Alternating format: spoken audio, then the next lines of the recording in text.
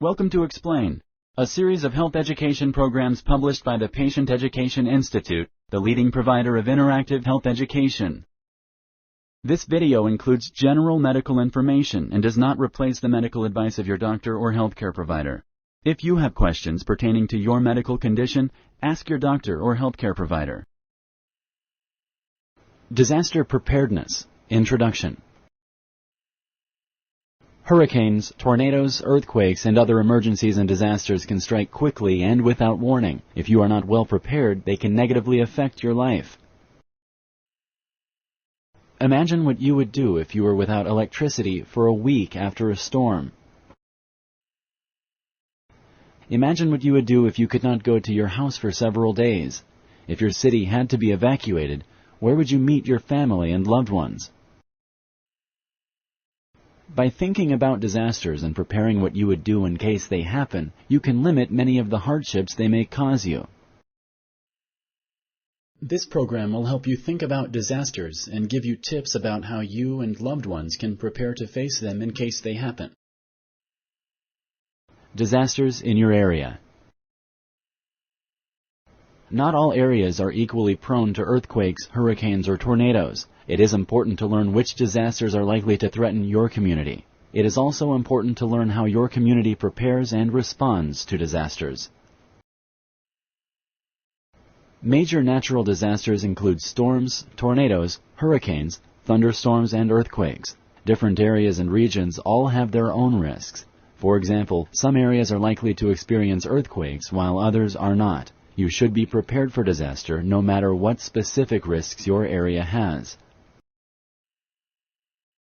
With the increase in terrorism and shootings, preparedness for emergency should cover non-natural disasters such as school shootings, bomb threats, and acts of terrorism. Ask about the emergency plans and procedures that exist in places you or your family spend time, such as work, schools, and childcare centers. If you do not own a vehicle or drive, find out what your community's plans are for evacuating those without private transportation. Your community or city may have warning systems in place. Learn how to get up-to-date information about the weather in your area. Find out which radio, TV, or websites are best to learn about upcoming weather.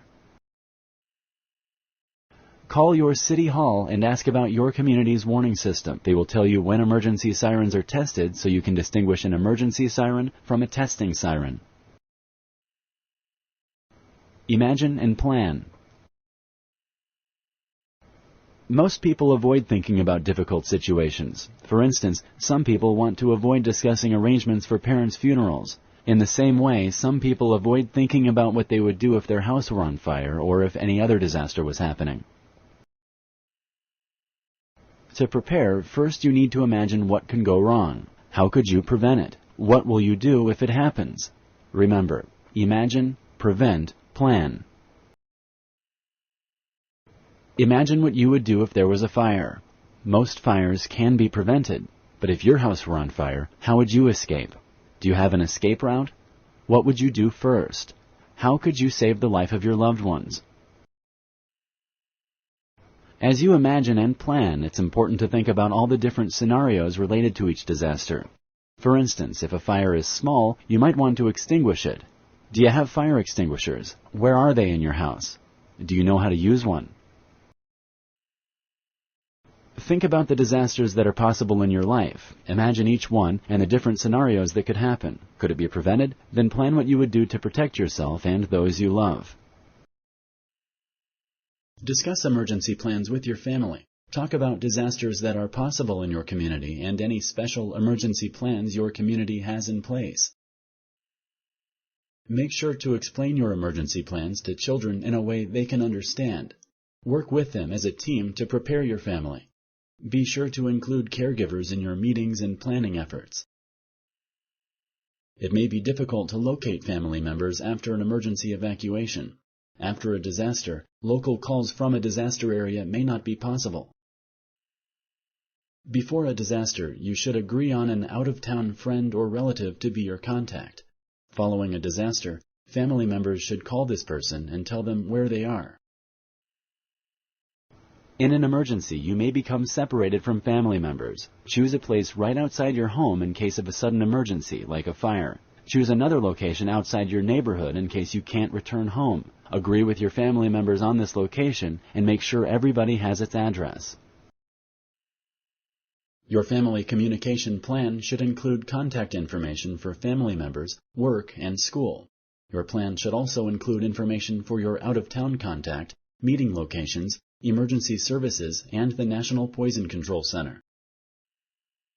Make sure all family members have the communication information on a card in their wallet, purse, or backpack. Teach your children how to call the emergency phone numbers and when it is appropriate to do so. Post your plan near your telephone for use in an emergency.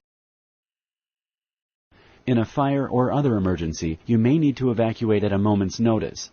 Be ready to get out fast. Be sure everyone in your family knows the escape routes out of your home, as well as where the safe places are in your home for other types of disasters.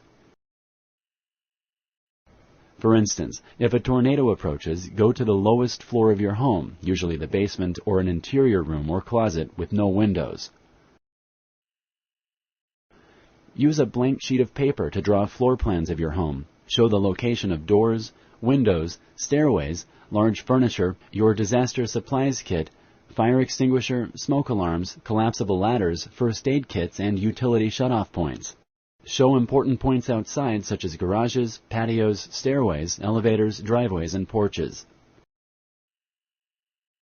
Indicate at least 2 escape routes from each room and mark a place outside of the home where household members should meet in case of fire. If you or someone in your household uses a wheelchair, make all exits from your home wheelchair accessible. Practice emergency evacuation drills at least 2 times a year, but also as often as you update your escape plan. Plan for those with disabilities and other special needs. Keep support items in a special place so that they can be found quickly. For people with home health caregivers, especially those who are bedbound, it is important to have an alternate plan in case the home health caregiver cannot make it to you. In advance, provide the power company with a list of all power-dependent life support equipment required by family members. Develop a plan that includes an alternate power source for the equipment or relocating the person. Take your pets with you if you evacuate. However, be aware that pets, other than service animals, usually are not permitted in emergency public shelters for health reasons. Prepare a list of family, friends, boarding facilities, veterinarians, and pet-friendly hotels that could shelter your pets in an emergency. Include in your plan how to prepare for each hazard that could impact your local community and how to protect yourself. For instance, the actions you would take to protect yourself from a tornado are different from those you would for a fire. Sponsored by the Patient Education Institute. www.patient-education.com. Over 5,000 videos and interactive tutorials. Assemble a kit. In the event you need to evacuate at a moment's notice and take essentials with you, you probably will not have the opportunity to shop or search for the supplies you and your family will need. Every household should assemble a disaster supplies kit and keep it up to date. A disaster supplies kit is a collection of basic items a family would probably need to stay safe and be more comfortable during and after a disaster. Disaster supplies kit items should be stored in a portable container as close as possible to an exit door. Review the contents of your kit at least once per year or as your family needs change. Also, consider having emergency supplies in each vehicle and at your place of employment. A disaster supplies kit should include 3-day supply of non-perishable food and manual can opener, 3-day supply of water, 1 gallon per person per day, battery-powered radio or television and extra batteries, flashlight and extra batteries, first aid kit and manual, sanitation and hygiene items, hand sanitizer, moist towelettes and toilet paper, matches in a waterproof container, a whistle. A disaster supplies kit should also include extra clothing and blankets, kitchen accessories and cooking utensils, photocopies of identification and credit cards, cash and coins, Special needs items such as prescription medications, eyeglasses, contact lens solution, and hearing aid batteries. Items for infants such as formula, diapers, bottles, and pacifiers. Tools, pet supplies, a map of the local area, and other items to meet your unique family needs. If you live in a cold climate, you must think about warmth. It is possible that you will not have heat during or after a disaster. Think about your clothing and bedding needs. Be sure to include one set of the following for each person: jacket or coat, long pants and long-sleeve shirt, sturdy shoes, hat, mittens, and scarf, sleeping bag or warm blanket. Supplies for your vehicle should include flashlight, extra batteries and maps, first aid kit and manual, a white distress flag,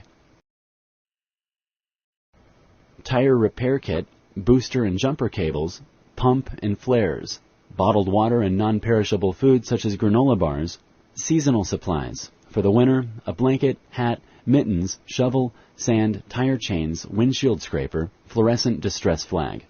Summer, sunscreen lotion with SPF 15 or greater, shade items such as an umbrella or a wide-brimmed hat. Maintain plan and kit. Maintaining your family's awareness of your plan as well as your kit and extinguisher and alarms is an important way to stay prepared. Review your plan every 6 months and quiz your family about what to do. Conduct fire and emergency evacuation drills on a regular basis with your family. Check food supplies for expiration dates and discard or replace stored water and food every 6 months. Read the indicator on your fire extinguisher and follow the manufacturer's instructions to recharge. Test your smoke alarms monthly and change the batteries at least once a year. Replace alarms every 10 years. If disaster strikes. If you are instructed to take shelter immediately, do so at once. If you are instructed to evacuate your community, listen to the radio or television for the location of emergency shelters and for other instructions from local emergency officials. Wear protective clothing and sturdy shoes. Take your disaster supplies kit. Use travel routes specified by local authorities and don't use shortcuts because certain areas may be impassable or dangerous. After an emergency or disaster is over, there are steps you should take to start recovering from the damage. First, administer first aid and get help for seriously injured people. If the emergency occurs while you're at home, check for damage using a flashlight. Do not light matches or candles or turn on electrical switches. Check for fires, electrical, and other household hazards. Spilled bleaches, gasoline, and other liquids may produce deadly fumes when chemicals mix or be a fire hazard. Contact your local fire department for information on how to clean up spilled chemicals.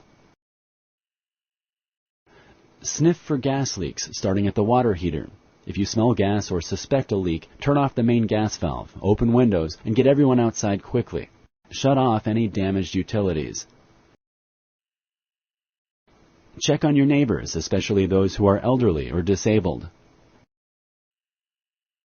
Call your out-of-town contact. Do not use the telephone again unless it is a life-threatening emergency. Stay away from downed power lines. Listen to local radio and TV for information about where you can get disaster relief assistance. No electricity. Sometimes an emergency or disaster causes a few houses or even a whole community to lose power. If this happens, you should call your local power company afterward. This section tells you other precautions to take if you are left without power. Use a flashlight or battery-operated lantern. Do not use candles for emergency lighting. Candles and kerosene lanterns are fire hazards. Turn off or unplug all major appliances. They could overload electric lines when power is restored, causing a second outage. Keep refrigerator and freezer doors closed as much as possible. Food can be kept cold for a day or two if the doors are kept closed. Use portable generators cautiously. Make sure they are only operated outside in a well-ventilated area. Refuel a generator only after it is cooled. Do not connect a generator to your home's electrical system except through an approved transfer switch installed in compliance with local electrical code. In cold weather, drain pumps, supply lines, water heaters, and boilers can freeze when the power is lost. Traps and drains of tubs, sinks, toilets, washing machines, and dishwashers can also freeze. To avoid burst pipes, close the main water valve and turn on spigots and faucets to drain any water left in them. If you like this video, please like and share. For similar videos, subscribe to our channel. Conclusion. You can cope with disaster by preparing in advance and by working with your family as a team. Follow these 4 steps to be prepared. 1. Get informed. 2. Make a plan. 3. Assemble a kit. 4. Maintain your plan and kit. By being informed, having a plan, and maintaining a kit, you will help to keep your loved ones and yourself safe if an emergency or disaster strikes. Thank you for using Explain.